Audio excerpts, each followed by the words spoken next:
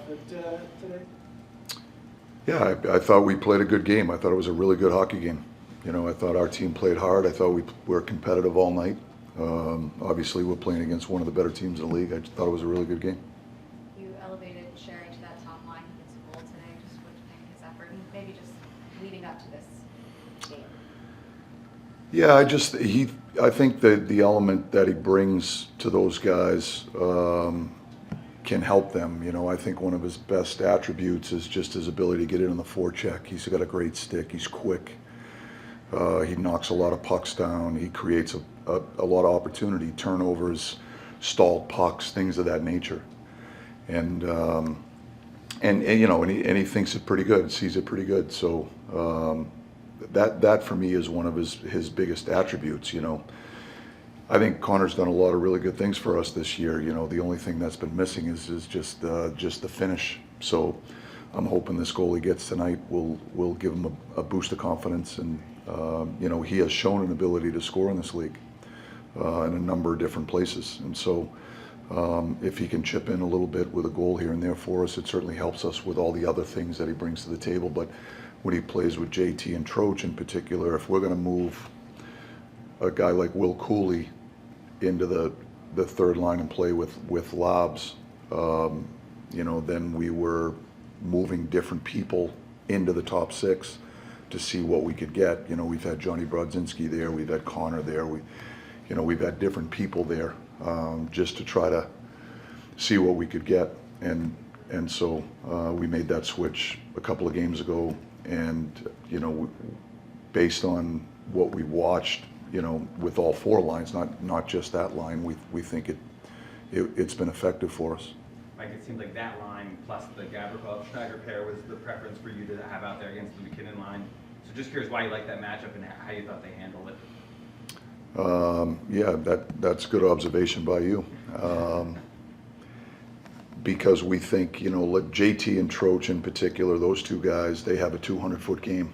You know, McKinnon is a handful, and he's big and he's strong and he's powerful. And, you know, JT is big and strong and powerful also. And so we just felt, you know, it gives us the best chance to try to neutralize, you know, one of the more dynamic players in the league. You know, he's going to get some looks. He's too talented, but I thought those guys did a great job against him most of the night. You know, he obviously scores the OT winner, but, you know, most of the night those guys did a real good job. They had a fair amount of offensive zone time, forcing them to have to defend.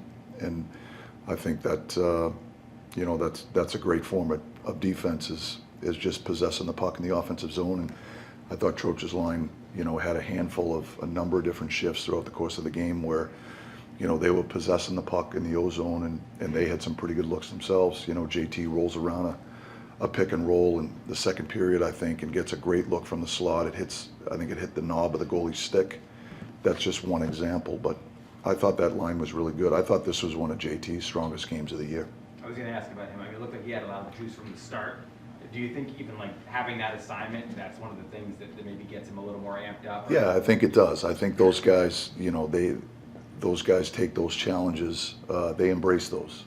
I think they, you know, they're competitive guys. And so when you give them a challenge like that, you know, they tend to elevate their games. You know, JT's one of those guys. And how about Schneider so far? I mean, that's, you know, I know he's had some more minutes than maybe he has in the past this season, but this is obviously a step up in competition. How do you think he's handled it? I thought Schneider's played pretty well. You know, as I said, those guys are, McKinnon and his line, they're one of the better lines in the league. McKinnon's one of the best players in the league, you know, and Makar's playing behind him all night long on top of it. You know, they're not easy to play against, those guys. And, you know, I thought Schneid's and Vladdy did a real good job defending hard, controlling our net front. You know, I thought they had good sticks off the rushes, just trying to defend the rushes aggressively.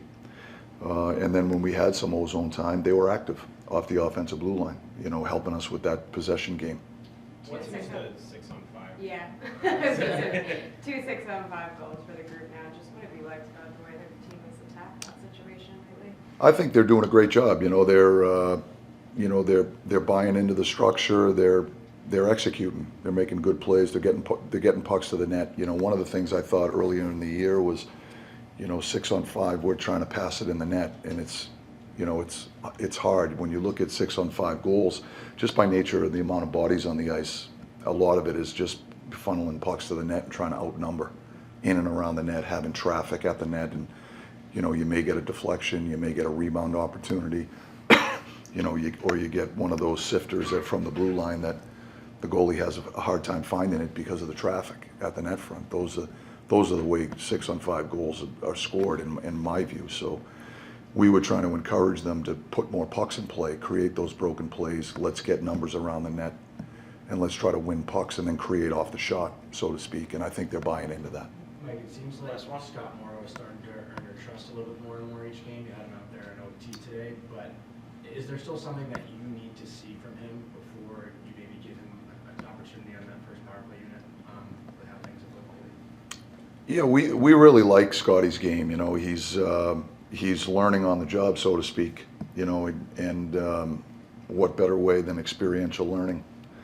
And so he's a young defenseman. It's not an easy position to play in this league, and we think he's doing a really good job. You know, what we like about his game is, you know, he has good poise with the puck. He sees it pretty well. He can make outlet passes. He can join the rush. He's got a pretty decent shot from the blue line.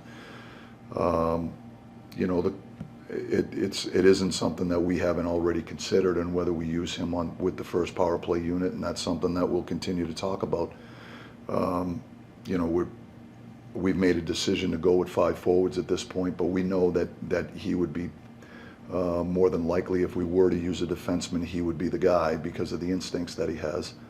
You know, and we'll continue to talk about that moving forward, whether we make adjustments or not. I don't know yet. I still got to digest this one. You know, I thought the first power play tonight, I thought that they were great. They had a lot of really good looks. Will Cooley on the back door hits the post. You know, that was a pretty good power play when you look at it. The one we get in the third period, not so much. But you know, I just think that's the nature of the power play. You know, if you're 30%, you know, you're at the top of the league.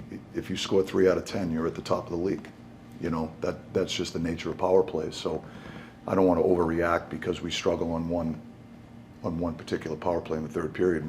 When you look at the body of work or the big picture, you know, those guys have done a lot of really good things. And the other aspect of it is there's a little bit of a learning curve there too that we have to allow to take place. Where, you know, my experience has been when you deal with players, you know, like Brett, for example, who's an elite player. If he gets, he's going to learn through that experience, you know, and he's a fast study because of his talent and his hockey IQ and things of that nature. So.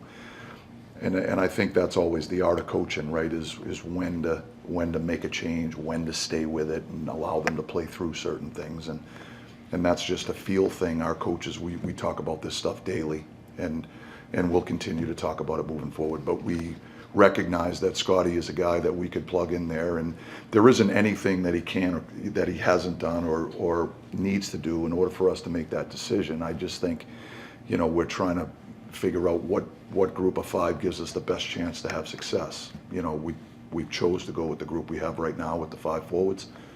We'll see where it goes, but that is certainly an option.